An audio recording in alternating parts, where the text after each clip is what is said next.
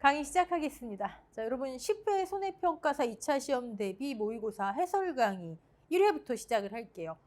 진행은 한 회차를 한 강의에 다 담기에는 강의 내용이 너무 길어질 것 같아서 1회 1과목 한 강, 2과목 한 강 이런 식으로 한 회 분량을 총 2강에 걸쳐서 진행하도록 할게요. 들어가기 전에 여러분 모의고사 왜 보세요? 보시는 이유가 있을 거 아니에요. 점수 확인하시려고요. 물론 점수 확인 중요하죠. 내가 그동안에 공부했던 거 왠지 확인받는 것 같고. 근데 그거보다 더 중요한 게 있습니다. 자, 제가 생각할 때 모의고사 보는 첫 번째 이유. 가장 중요한 거예요. 실제 시험의 예행 연습이에요, 여러분. 예행 연습. 이거 무시하시면 안 됩니다. 되도록이면 실제 시험 환경과 똑같은 환경, 똑같은 시간대, 쉽진 않겠지만 되도록 맞춰 놓으시고, 그리고 당연히 2시간 칼처럼 지키셔야 되고요.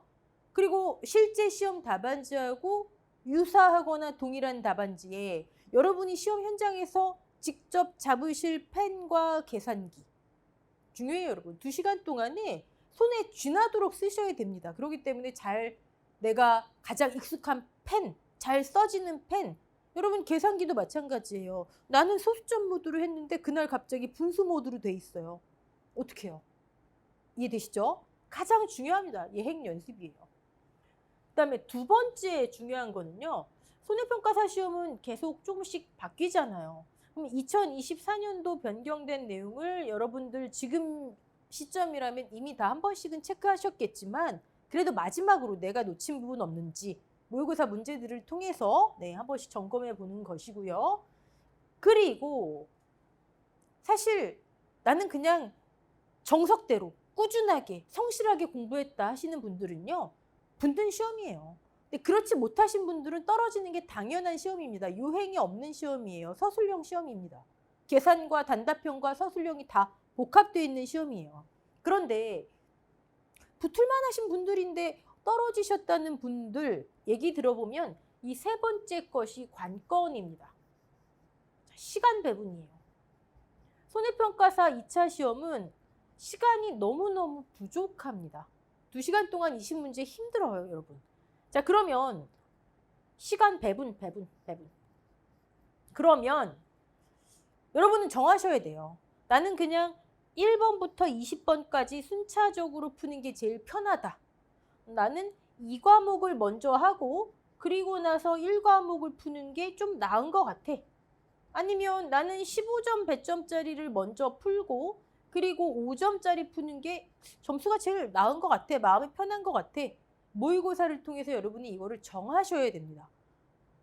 이거 굉장히 중요해요, 여러분. 저는 개인적으로 이게 좀 낫지 않나 싶어요. 왜냐면 5점짜리 문제는 여러분 1회에서 9회까지 기출을 보셔서 아시겠지만 좀 직관적인 문제들, 점수 주기 위한 문제들이 많아요. 계산 문제가 나온다 하더라도 좀 풀만한 문제들. 5점짜리에서 난이도를 확 높이기는 쉽지가 않잖아요. 그렇죠? 그래서 이걸 먼저 푸시고 이렇게 넘어가는 게 어떤가 하지만 항상 여러분이 내가 제일 편한 방법, 내가 제일 실수하지 않을 방법. 이해되시죠? 자, 모의고사는 이것 때문에 보는 거예요. 그리고 한 가지 더. 실제 시험에서 여러분 발목 잡는 문제들이 있어요. 출제자가 이건 아무도 못 풀게 할 거야. 이런 마인드로 막 꼬아놓은 문제들이 있을 수도 있고 아니면 여러분이 내가 유난히 취약한 부분이 있을 수 있잖아요. 어떤 분들은 적종에, 어떤 분들은 기타 과수에. 그런 문제 발목 잡히지 마세요. 그런 분들은 과감히 일단 뒤로 밀어 놓으시고 나머지 다 푸는 거예요. 그리고 나서 발목 잡히는 문제에 도전하시는 겁니다. 이해되시죠? 그런 문제에 발목 하나 잡히시면은 그 문제 하나 풀려다가 2문제, 3문제 놓쳐요. 우리는 과락 없이 60점 이상이면 되는 시험입니다. 내가 이 문제를 꼭 풀고 말테야 하는 시험 아니에요, 여러분. 그거 주의하셔야 됩니다. 자, 모의고사의 난이도는 별 5개 중에 별 3개. 정석대로 성실하게 공부하신 분들은 합격선의 점수를 받으실 거고요. 그리고 디테일한 계산은 여러분 이미 다 지난 과정에서 다 끝나셨어야 되는 부분입니다. 전체적인 문제들이 아주 세부적인 계산, 물론 그런 문제도 있긴 하지만 대부분은 전체적으로 여러분이 개념 이해를 하셨나 이런 스타일로 문제를 출제했습니다. 별 3개짜리니까 난 여기서 굉장히 고득점 맞았네. 뭐 나는 이제 공부 안 해도 되겠네. 이거 아니겠죠. 네. 자, 그러면 이제 1회 1과목부터 들어갈게요. 여러분 1회 1과목 항상 1번에서 5번까지는 단답형 문제가 나오죠. 스타일은 이런 식으로 괄호 넣기가 나오는 경우가 많고요. 심지어 9회 시험인가요? 1번에서 5번이 전부 다 괄호 넣기였어요. 땡큐죠 뭐 그런 거는. 근데 8회 같은 경우 보면 괄호 넣기하고 간단하게 쓰는 거. 사실 1과목에서 간단한 계산 문제는 쉽지는 않겠지만 얼마든지 나올 수는 있는 겁니다. 항상 문제 유형을 미리 생각하고 대비하시면 됩니다. 8회부터 우리 농금원 이론서에 보험의 이해 그리고 농업재해보험 파트가 들어왔어요. 8회, 9회 출제가 됐겠죠? 8회에는 5점짜리 문제로 3개가 나왔고요. 9회에는 앞에 안 보여서 이제 안 나오나 했더니 웬걸요? 15점짜리 문제로 손해보험 계약의 법적 특성을 기술하세요. 통문제로 나왔어요. 난 여기에서 채점 조절하겠다. 합격자 조절하겠다. 그런 문제. 그거는 그거고. 자, 우리는 보험의 이해, 농업재해보험 파트 1장, 2장 그냥 단순 암기 파트잖아요. 거기에서 단답형이든 서술형이든 나올 수 있고 15점은 충분히 나올 수 있는 파트구나. 적은 거 아니잖아요. 15점. 암기 파트인데 다 맞추셔야죠. 그렇죠? 자, 한번 들어가 볼게요. 첫 번째, 위험의 개념 그리고 분류에 관한 이런 문제는 암기 파트니까 그냥 빠르게 넘어가겠습니다. 자, 위험의 개념 중에서 사고 발생 가능성은 있지만 아직 사고가 발생하지 않은 단계, 않은 상황, 않은 상태, 위태. 여러분 물론 어떤 책들 보면 위태를 다른 용어로 써놓기도 하죠. 그렇죠? 근데 우리는 되도록 합격자 발표일까지 수없이 내가 이거를 맞았을까 틀렸을까 막 고민하지 않으시려면 농금원 이론서 똑같은 용어로, 그렇죠? 위태, 위험한 상태, 아직 사고 발생하지 않았어요. 자, 요거는 이론서에 보시면 그림으로도 나와 있죠. 위태, 사고 발생 가능성, 사고 발생 전 단계. 그 다음에 뭐라고 돼 있죠? 이런 상황에서 사고가 발생했어요. 사고 그 자체. 사고가 발생했어요. 사고 그 자체. 사고가 발생하면 손해가 발생하겠죠? 손해의 원인, 손해의 원인. 우리 한자 감사하죠. 한자어. 다 뜻이 여기 담겨 있잖아요. 손해의 원인. 손인은 이러한 위험 상황 위태에서 실제로 위험이 발생한 단계, 사고 그 자체. 자, 그러면 위태에서 사고가 발생했어요. 손해가 발생했어요.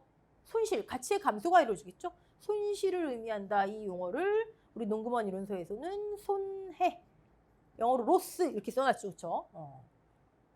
자, 이게 위험의 개념. 서술형도 돼 있고 그림도 나와 있기 때문에 한번 여러분 집중해 보시고. 자, 그 다음에는 위험의 분류. 짬뽕 문제죠. 위험의 분류. 이론서에 몇 가지 나와 있죠. 근데 첫 번째 분류 한번 볼까요? 자, 뭔진 몰라도 분류 기준에 따라서 객관적하고 주관적 위험으로 나뉜대요. 분류 기준이 뭘까요? 뭐의 측정 가능성 여부에 따라 객관적이니 주관적이니. 위험이니까 당연히 위험자가 들어가겠죠. 그렇죠? 위험, 속성. 앞에 위험자 붙이시고 이 위험 속성이 객관적으로 측정이 이게 가능한 건가?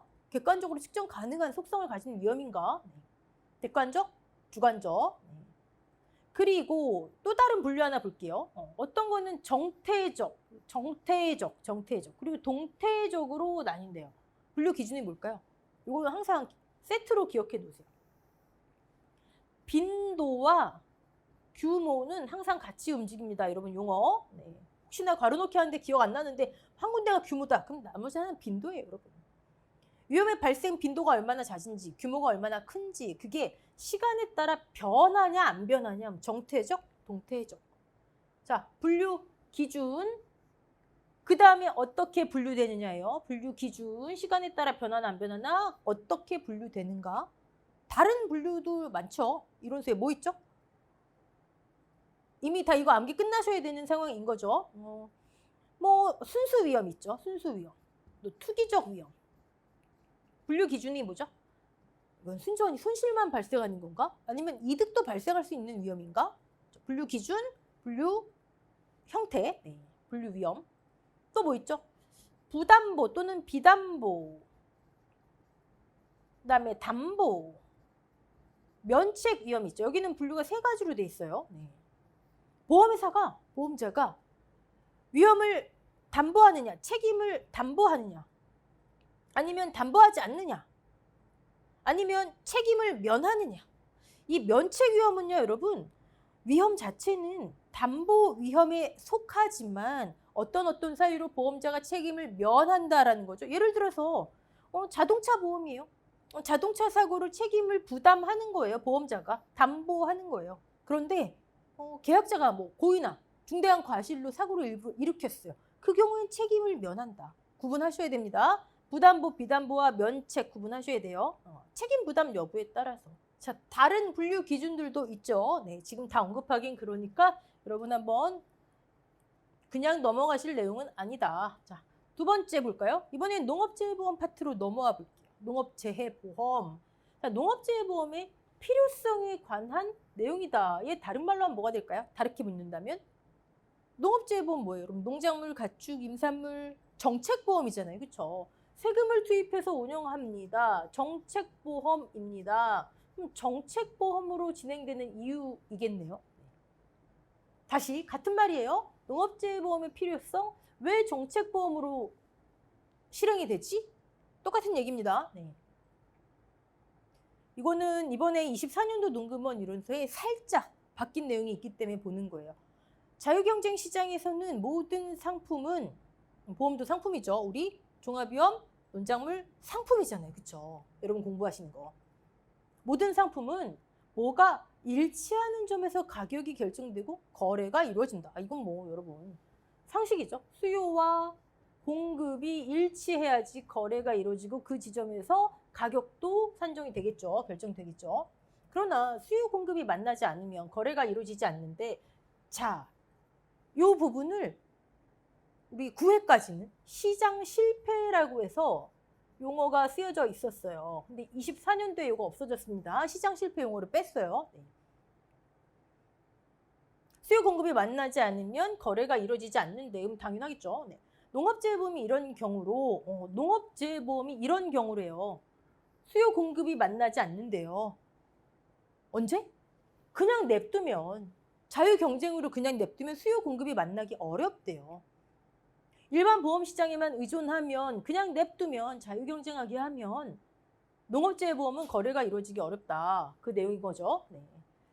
자, 왜 그런가 봤더니, 자, 이제부터 나오는 거예요. 농업재해보험 필요성, 왜 정책보험으로 진행해야 하는지. 첫 번째, 재해의 빈도와, 빈도 나오면 뭐 나온다고? 규모.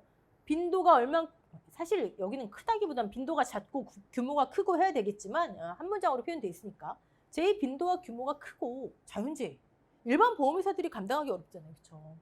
2번째, 자연재해에 대한 손해평가. 여러분 손해평가 공부하시기 힘들죠? 네. 손해평가의 복잡성과 재해별로 특성, 농작물의 특성, 생육시기의 특성. 그다음에 3번째, 경제력이 취약한 농업인을 대상으로 하기 때문이다. 1, 2, 3이 뭐라고요?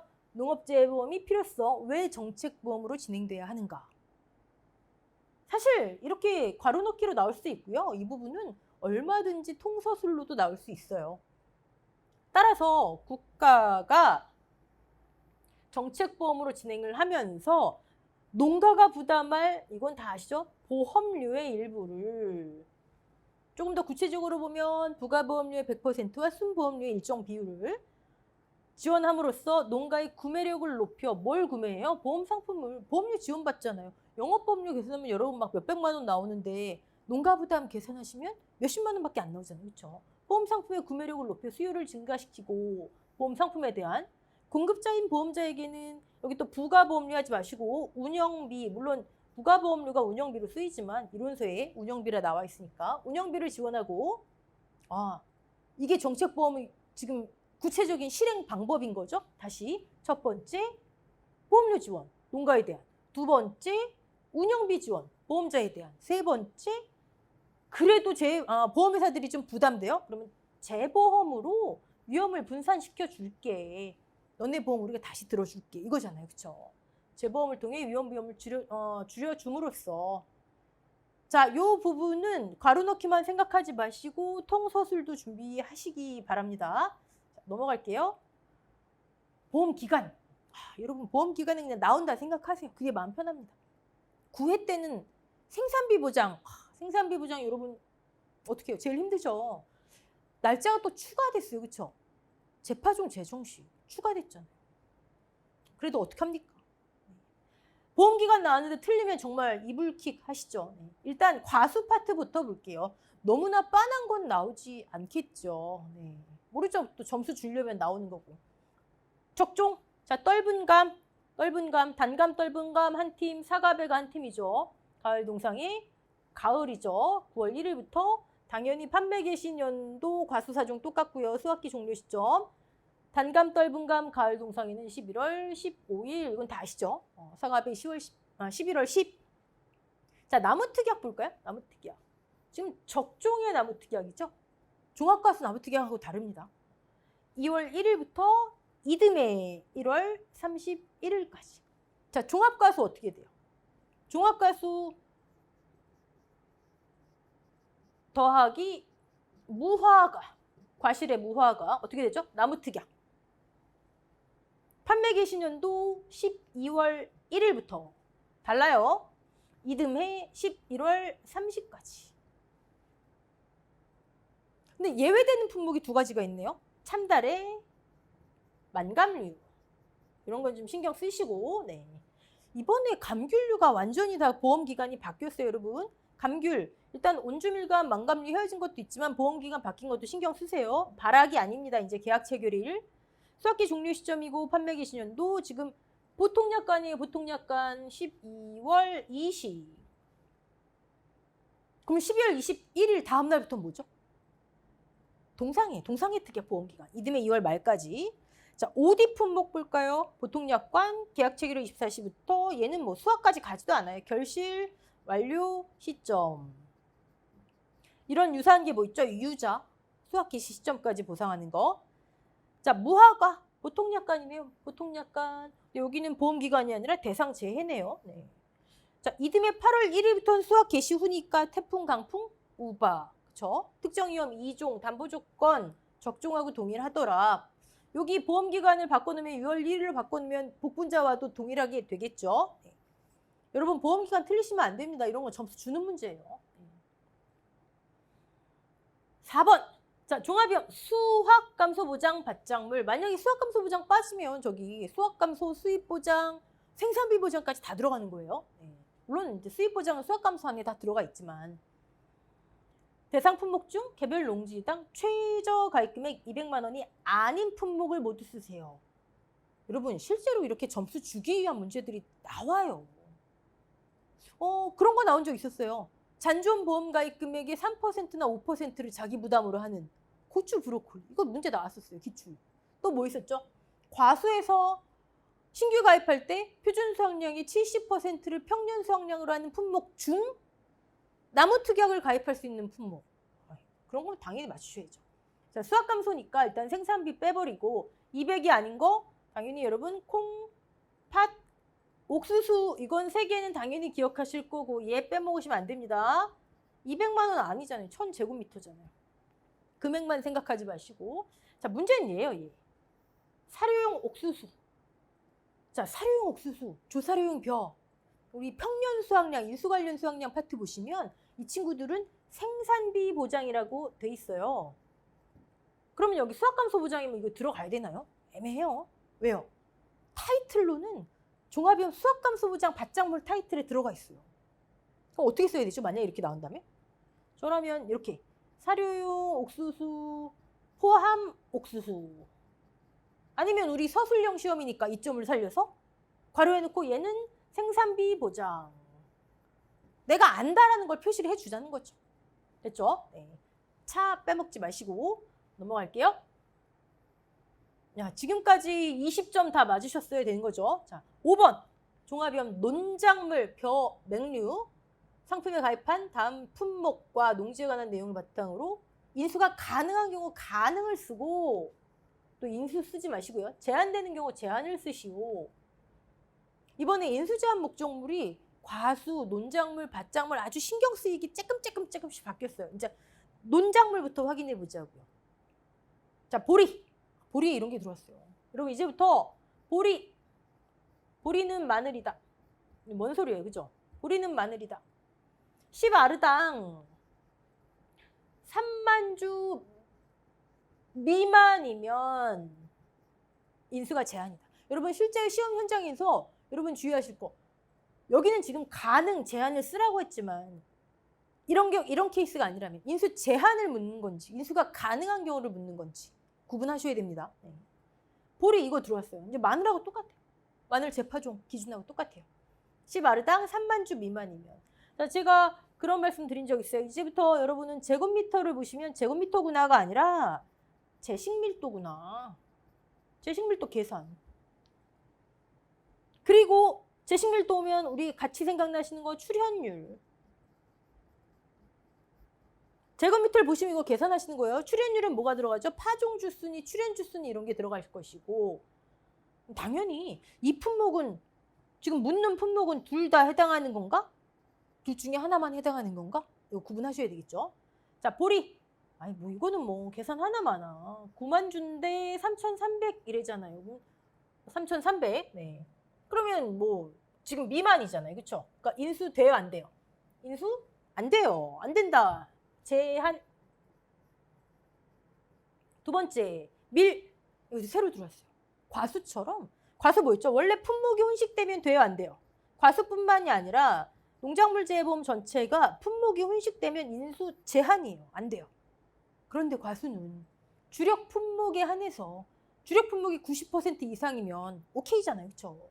똑같아요. 밀하고 귀리에 들어왔습니다. 밀, 귀리. 밀 어디에서 밀하고 귀리. 2,000 중에 1,800이니까 90% 이상이죠? 여러분 이상, 미만 언젠가부터 이런 거 가지고 슬슬 장난치면서 떨어뜨리는 문제들이 나타나기 시작했습니다. 1,800 딱 이상 오케이. 거기에 밀이니까 뭐 귀리면 당연히 안 되겠지만 밀이니까 가능. 세 번째 귀리. 맹류 이번에 파종일 다 바뀌었죠. 다 바뀐 건 아니고 단순해졌죠. 통일 11월 20 이후 파종하면 인수 제한. 근데 여기는 뭐 11월 5일이니까 가능. 밀보리 귀리 마찬가지고요. 주사료용 벼.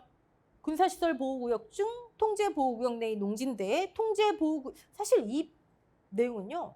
조사료용 벼와 벼에만 써 있어요. 농금원 이론서에 있는데 공통적으로 다 해당돼요. 해당 안 되면 말이 안 되죠. 아니 뭐 줄에 밟으면서 다 하라고요? 말도 안 되잖아요. 그렇죠? 근데 이론서에는 조사료용 벼와 벼에 써 있다. 군사시설 보호구역 중 통제보호구역인데 여기 쭉 보시다 보면 500m 지점에 위치했대요. 300m 이 내가 인수 제한이죠. 벗어났잖아요. 가능. 자, 그 다음에 벼. 최근 3년 이내에 간척된 농지. 5년 이내 간척이면 인수 안 되는 거 얘도 공통이에요. 네, 공통 인수 제한 목적물. 근데 3년이니까 이건 당연히 안 되겠죠. 제한. 그러면 위아래 제한이고 나머지가 전부 가능. 네. 맹류 바뀐 거 좀 신경 써 두시고요. 특히 통제보호구역 뭐 이런 거 있잖아요. 부가적으로 살짝 아주 깨알 같은 글씨로 적혀져 있는 거 그런 거 모를지도 모르잖아요. 올림픽 평균값이 무엇인지, 농가 수치 비율이 무엇인지 그런 거 네. 그냥 넘어가지 마시고. 자, 넘어가겠습니다. 부분 점수 있냐고요? 지금까지 5점짜리도 저렇게 괄호넣기 나온 거 부분 점수가 없었던 해는 없어요. 그러니까 앞으로도 있겠죠? 모르죠. 또 이제 아예 부분 점수 없는 통 문제로 나올 수도 있겠지만 대부분은. 네. 자, 이번에는 이제 서술형 문제 들어갈게요. 서술형.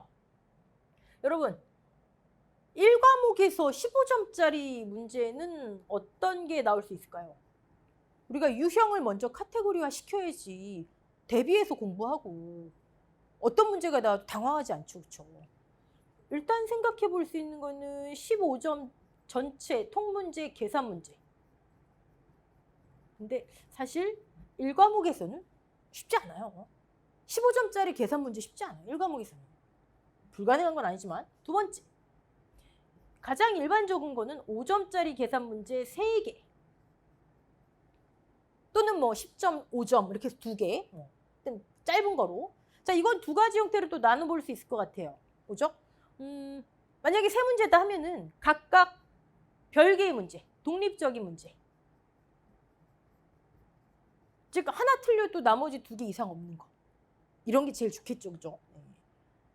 그런데 앞에 걸 풀어야 뒤에 거, 그 다음 최종 답까지 나오는 거. 이렇게 해서 5점, 5점, 5점. 그러면 얘 못 풀면 다 틀리는 거잖아요, 그죠? 이해되시죠? 네. 자, 이런 문제는요, 사실 고마워해야 돼요. 왜요? 얘 그냥 15점짜리 계산 문제로 낼 수도 있는데 계산 과정을 잘라놔서 하나라도 맞추면 점수 주겠다는 거잖아요. 오케이. 그다음에 세 번째는 또 뭐가 있을까요? 통서술형 문제. 이제 출제 비중 자체는 좀 줄어들고 있는 건 맞는 것 같아요. 그런데 9회 때도 느닷없이 손해보험개혁의 법적 특성 기술하세요. 15점짜리. 이거는 여러분 만점 맞기 쉽지 않아요. 여기서 합격자 조절하겠다는 거예요. 또 어떤 게 나올 수 있을까요? 받장물. 인수 제한 여부를 쓰고 인수가 가능하다면, 불가능하다면 그 이유를 다 쓰세요. 대비하셔야 됩니다. 그다음에 네 번째 유형으로 서술 또는 기술 더하기 계산 문제. 8회 때 이런 게 좀 나왔었죠. 가축, 보험금 구하는 거 나오고 그러면서 서술형이라고 하긴 그렇지만 대위권과 연결된 문제가 나왔었어요. 가축 뒷부분에 보면 각종 의무, 보험금 지급 심사 이런 거 나오잖아요. 그렇죠? 이렇게 다양한 형태들이 있더라. 그래서 여러분이 이제 앞으로 많은 문제집에 문제 푸실 때 요거는 이런 형태로 가능하겠는데 훨씬 더 실제 시험 현장에서 여러분 도움이 많이 됩니다. 자, 이제 15점짜리 아무래도 가장 대표적인 1과목의 15점짜리 문제는 인수 관련 수학량이죠. 평년 수학량 또는 착과량. 평년 수학량 얼마든지 뻗어나갈 수 있어요. 5점짜리로 나올 수 있고 그다음에 여기서 가입금액, 보험료도 얼마나 많아요. 농가부담, 지원, 차액, 환급 아니면 이렇게 나가는 거죠. 피해율, 보험금. 평년 수학량 하나 못 구하면 다 못 구하는 거. 그쵸? 9회 때 평년 착과량 출제됐었죠? 출제됐으니까 이번에 안 나오겠네. 모르죠. 뭐 그거는 알 수 없는 거예요, 여러분. 그렇게 골라서 공부하시면 안 됩니다.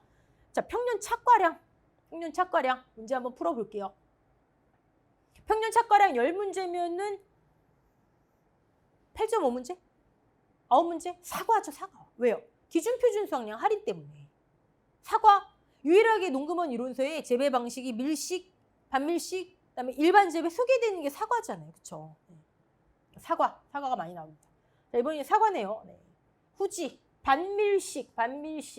24년도 기준 9년생. 여러분, 무조건 밀식, 반밀식 사과잖아요. 그럼 나무 수령부터 써놓으세요. 연도별로. 지금 이제 24년도에 가입하는데 9년생일이잖아요. 그럼 여기 몇 년생? 8, 7, 6, 5, 4 이거부터 써놓으세요. 사실 지난 9회 시험 때도 이거 써놓고 시작하신 분들 문제 다 푸셨을 거예요. 자, 그 다음에 이런 과수원인데 조건을 참조해서 물음에 답하세요. 그냥 평년 착과량을 구하세요가 아니라 나뉘어져 있나 봐요. 킬로그램은 첫째 자리에서 반올림에서 정수 단위로 하고 자, 반밀식이니까 4년부터 가입 가능도 여러분 파악하셨고 자, 밑에 내려가기 전에 우리 이거 볼까요? 결과적으로 평년 착과량은 뭐만 구하면 되죠? 계산식은 이미 다 아실 거고 A, 과거 적과 착과량의 평균 B, 과거 표준 수학량의 평균 C, 가입연도의 기준 표준 수학량 기준 표준 수학량이 없는데 D, 과거 기준 표준 수학량의 평균 기준 표준 수학량이 없는데 결과적으로 평년 착과량은 뭐가 핵심이에요? 기준 표준 수학량이 핵심이에요. C와 D, 가입연도의 기준 표준 수학량 24년도 9년생일 때의 기준 표준 수학량 과거 5년간 기준 표준 수확량의 평균. 이게 핵심이에요. Y야 뭐 가입했으니까. 이 경우에는 지금 미가입한에 2개 지우면 Y는 3 나오는 거. 그쵸? 자, 그럼 기준 표준 수확량이 뭐죠? 중요한 개념이니까 그래도 한번 복습해 볼게요. 표준 수확량 기준 별거 아니에요. 표준 수확량들의 기준. 그런데 사과는 뭘 표준 수확량의 기준으로 한다? 일반 재배 표준 수확량을 기준으로 한다. 사과는 밀식, 반밀식, 일반 재배가 있는데 그럼 각각의 표준 수확량들이 있을 거 아니에요. 지금 반밀식의 표준, 밀식의 표준도 있을 거고. 근데 이 과수는 반밀식이래요. 그런데 이 과수원이 뭘 재배하든 간에 워낙 재배 방식이 여러 가지고 과수원마다 다 다르니까 뭔가 하나 기준을 잡아서 보정해 주자 이거 있잖아요. 그렇죠? 그 보정을 일반 재배로 하재요. 일반의 표준 수확량을 기준으로 하재요. 그래서 여기가 나와 있는 거예요. 이 과수원이 반밀식인데 얘가 있는 이유. 얘가 기준이니까. 이 과수원은 반밀식이지만 다 해놓고 곱하기 D분의 C 일반 재배 표준 수확량의 과거 평균.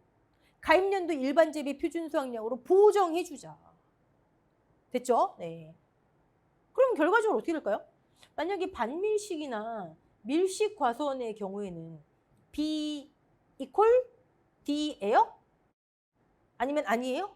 아니죠, 아니죠. 아니, 일반을 표준으로 한대잖아요. B는 뭐예요? 과거 평균 표준 수확량. 그냥 자기 표준 수확량. 이게 반밀식이면 반밀식의 표준 수확량이 B. 평균값. D는 일반의 표준 수확량. 근데 만약에 이 과수원이 일반 재배예요. 그럼 B 이퀄 D. 따로 계산할 거 없더라. 저 이거 다 끝냈어야 되는 내용입니다. 자, 그러면 뭐 이제 풀어볼까요? 얘네만 구하면 되는 거잖아요. 그렇죠? 이게 왔다 갔다 하기 그래가지고 되도록이면 그런데 문제 자체는 한번 읽어볼게요. 네. 뭐 조건들이 쭉 많네요. 물음 1. 평년 착가량을 구하세요. 24년도. 근데 동그라미 1은 인정되는 저가 착가량이 최소량으로. 동그라미 2는 인정되는 저가 착가량이 최대량으로. 이게 뭐죠? 기준 표준 수확량 할인은 일반 재배 5년생을 기준으로 한다. 구회시험 때 저게 농구먼 이론서에 없었어가지고 난리가 났었죠. 그래서 이번에 10회 농구먼 이론서 수정본에 이거 추가됐어요. 진작에 추가됐어야 되는 문구인데 네. 어쨌든 동그라미 1, 동그라미 2, 뭐 최소량, 최대량 나오네요. 그냥 평착 구하면 되는 게 아니고. 네. 볼까요? 동그라미 1, 동그라미 2 여기 있네요. 적과 착가량인데 칸이 비어져 있어요. 근데 인정되는 거에 최소량과 최대량으로 하래요. 그렇죠? 새롭게 2년 전부터 새롭게 들어온 거 A값, A값, A값. 과거 적과 착가량의 평균은 가입했던 A 적과 착가량 그냥 더하면 돼요. 무슨 평년 수확량, 과거 수확량처럼 뭐 사고 유무에 따라서 유사고 무사고 이거 필요 없어요. 조사 수확량 뭐 평년에 50 다 필요 없어요. 그냥 더하면 돼요. 근데 여기 지금 가입 횟수가 3이니까 나누기 3 하면 돼요. 얼마나 심플해요. 그렇죠? 인생은 공평하다. 이렇게 심플한데 확인해야 되는 게 생겼더라. 뭘 확인해요? 그게 이거잖아요. 21년도부터 적과 착가량은 그해 평년 수확량의 30에서 300을 벗어날 수 없다. 그거예요. 그럼 인정되는 거 1번이 최소량이니까 7,500에 30%. 우리 30에서 300 한도예요. 한도. 그해 적과 착가량의 한도. 그러면 7,500에 0.3 하면 2,250. 왜 한도를 두는지 이런 건 기본 내용이니까 넘어갈게요. 그다음에 여기는 최대량 쓰래요. 6,000에 300%, 18,000. 이런 과수원이 있을까요? 6,000 예상했는데 18,000이 열린 거. 문제니까. 이론적으로. 자, 그러면 A값은 어떻게 하면 돼요? A값 3,000. 옛날에는 그냥 더하면 됐는데 21년도부터는 따지래요. 미가입한에는 안 씁니다. 그러니까 2,250 18,000 나누기 3 소수점 처리하시고 그러면 3,000 2,250 18,000 나누기 3 7,750 A값 A 구했어요. 지금 A. B는요. 밀식이든 반밀식이든 표준이든 자기 표준 수확량 그냥 평균 가입했고 그러면 어떻게 되죠? 4,500, 6,000, 6,500의 평균가 6,500 나누기 3 4,500, 6,000, 6,500 나누기 3 5, 6, 6, 7 5, 6, 6, 7 소수점 처리해서 B 구했고요. 자, C값. C 가입연도의 기준 표준 수확량. 얘는 반밀식이니까 일반 걸 써야 되겠네요. 자, 가입연도 24년도 9년생 일반 9년생 10,000kg네요. 나무 수량이 이래서 중요한 거예요. 헷갈리잖아. 연도까지 있으면. 자, 이제 우린 D값만 알면 됩니다. D값. D. 가입했던 애 기준 표준 수확량의 평균가. 자, 이거 조금 더 내려야 되겠네요. 네. 자, 4년생 반밀식이니까 가입 가능해요. 그러면 4년생의 기준 표준 수확량, 일반 재배의 표준 수확량 4년생이 있어야 되네요. 없네요. 제가 표에 원래 있는데 안 갖고 온 게 아니죠, 여러분. 자, 4년생의 기준 표준 수확량, 즉 일반 재배 표준 수확량. 일반 재배 4년생 표준 수확량 쓰는데 없네요. 왜 없어요? 일반 재배는 4년생 가입 불가능하죠. 5년부터 가입 가능하잖아요. 5년생의 기준 표준은 6,000이네요. 6,000 그대로 써요? 그대로 안 쓴다. 할인한다. 3년생 나무 50%, 4년생 나무 75%. 즉 5년생 6,000에 75%를 그 해 4년생의 기준 표준으로 하자.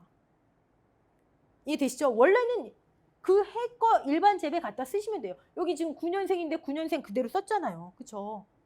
없는 거는 할인하자. 3년생 50%, 4년생 75%. 그럼 6,000에 75%, 4,500 나오네. 4,500. 4년생 때 기준 표준 4,500. 자, 5년생 쓰려고 했는데 가입 안 했네요. 6년생도 가입 안 했네요. 7년생 기준 표준. 자, 일반 7년생의 기준 표준 8,000이네요. 8,000. 자, 8년생 기준 표준 일반 8년생의 기준 표준 9,000이네요. 끝. 나누기 3. 4,500, 8,000, 아이고. 9,000. 나누기 3. 7167. 7167kg. 시계 집어넣으면 짠. 그쵸? 답 볼까요?